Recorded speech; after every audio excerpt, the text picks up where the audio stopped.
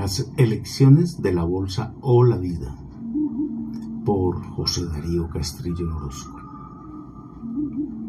Se grita polarización y hay quien se rasgue las vestiduras como si una plaga hubiera caído a Colombia.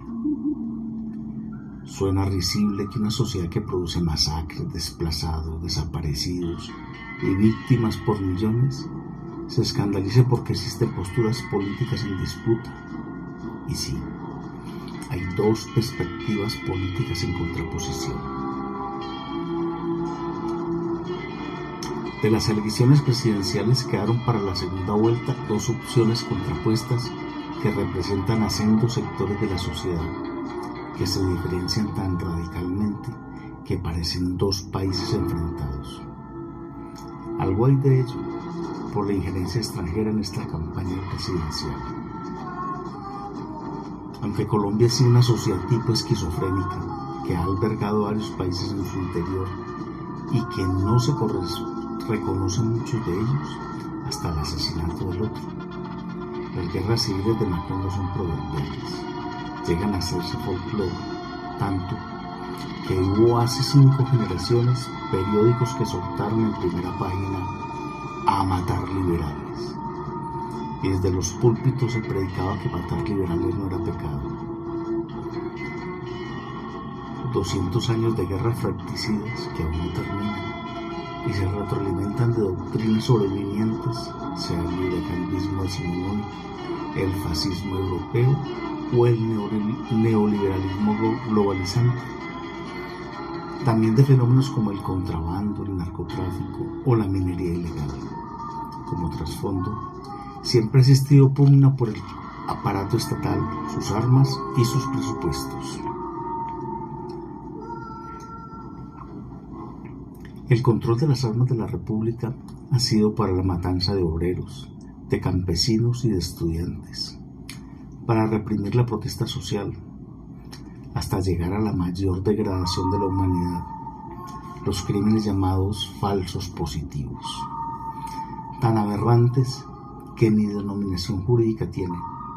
Sus víctimas fueron jóvenes en su mayoría, pobres en su totalidad, llevados por engaños de empleo para ser asesinados por la fuerza pública en estado de indefensión y luego reportar sus muertes como victorias de guerra contra la insurgencia. Tal tipo de crimen no tiene precedente en la historia universal. No hay tirano, por sanguinario que sea, que haya llegado a esa depravación a la que llegó la democracia colombiana en defensa de la patria. El grado extendido de la pobreza en Colombia, así como los abismos de desigualdad social, dicen que el destino de sus disputados presupuestos no ha sido el bien común. El presidente Alfonso López Michelsen sostenía que el origen de las grandes fortunas nacionales era el Estado colombiano. Esa expresión de López bien da cuenta de qué es la polarización.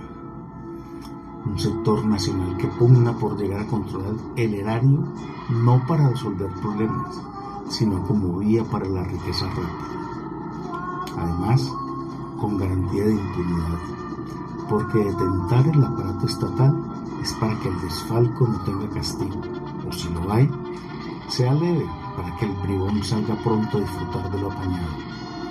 El Estado en Colombia está estructurado para consagrar el latrocinio, donde las armas del gobierno sostienen la cleptocracia y disparan contra el pueblo. Podría decirse que estas elecciones son las mismas de siempre, salvo porque esta vez hubo un gobierno que cortó una tradición centenaria de rapiña pública, porque fue elegido con el mandato de cambiar la sociedad colombiana, de remediar sus males y de no matar colombianos. Los cambios prometidos se han empezado a implementar pese al sabotaje institucional, pero la promesa de no usar las armas contra los ciudadanos se ha cumplido estrictamente. El gobierno que termina no es fratricida, acaso el primero en la historia de Colombia. Y ese es el marco de las elecciones. Cuando la oposición se la jugó toda al golpe de Estado y a no dejar gobernar, al momento del reloj presidencial Sus consignas son revertir los avances sociales y matar gente. No hay una sola propuesta novedosa, excepto el recurso a la mafia para detener el avance popular, que tampoco es nuevo. Ya lo habían hecho cuando crearon los escuadrones de exterminio de la mano del Cártel de Medellín, con el MAS, muerte a secuestradores, que es el modelo del paramilitarismo que se ha extendido a todo el país, el cual sigue siendo un azote en campos y ciudades. También se recurrió a ello cuando sacaron a Álvaro Uribe de las entrañas del mismo cartel para que derrotara a las guerrillas, así fuese violando la ley en nombre de la seguridad democrática. No lo logró, pero sí asaltó el erario y mató inocentes. Ahora está exigiendo impunidad por defender la patria. Esa impunidad que reclamó Uribe y los suyos es uno de los ingredientes explosivos de esta campaña, y para ello está dispuesto a cualquier atrocidad. Tanto es que cambió completamente de bando, dejó en ridículo a su aliada de siempre, Paloma Valencia, representante de poderes feudales colombianos, para jugársela por uno de origen gangsteril, de cultura traqueta y abiertamente canalla.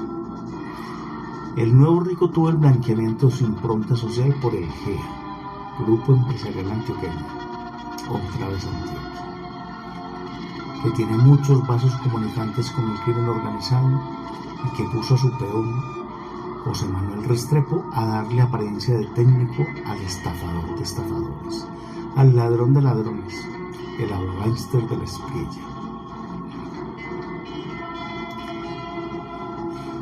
También usan el complot empresarial para hacerles encerronas a los trabajadores y llevarlos a votar por el traqueto lenguaraz, así como el masivo soborno a evangélicos que, plata en mano, bendicen la cocainocracia. Pese a que el empresario colombiano no se ha caracterizado por su justicia, el GEA es más abiertamente delincuencial, resultando el único consorcio empresarial que ha tenido cerca de 20 sentencias obligándolo a devolver tierra robada por paramilitares mediante crímenes horrendos.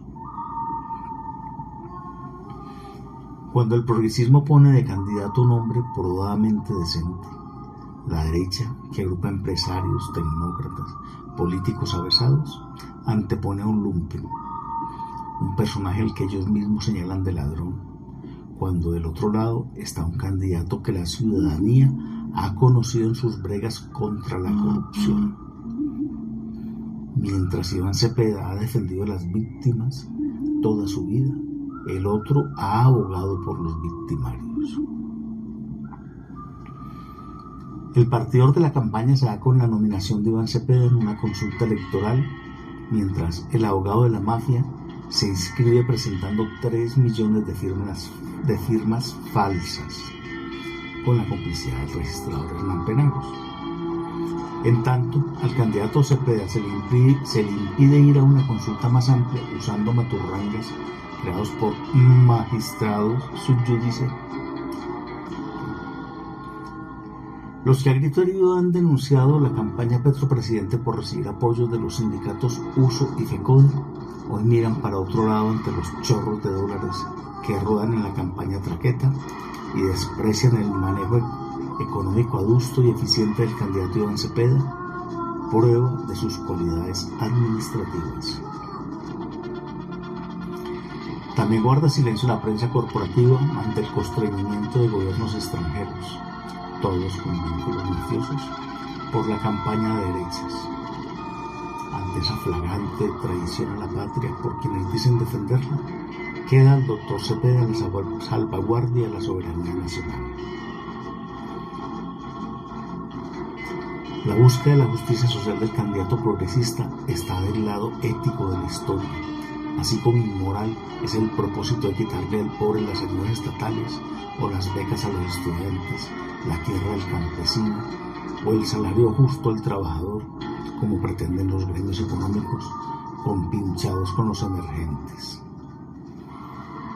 Igual, estos buscan volver a la guerra degradada, falsos positivos incluidos, y exterminar 10 millones de colombianos. Enhorabuena, Iván Cepeda defiende la vida y la búsqueda de la paz. El GEA y demás cacaos se juegan por pagar menos a sus trabajadores y que sus impuestos los paguen los pobres. Pero van de inmediato por 50 billones de pesos de la defraudación a la salud, dinero ya pagados por el Estado, y la promesa del abogado de la mafia es volverlos a pagar. Menudo regalo. La otra bolsa en juego son los ahorros de los trabajadores en los fondos de pensiones. Ahora tienen embolatados 125 billones de pesos, con complicidad del Consejo de Estado. Pero puede ser una defraudación de 557 billones, cuando el presupuesto general de la nación es de 546 billones de pesos. Resumiendo, estos son los polos. Empresarios y traquetos van abrazados por la bolsa.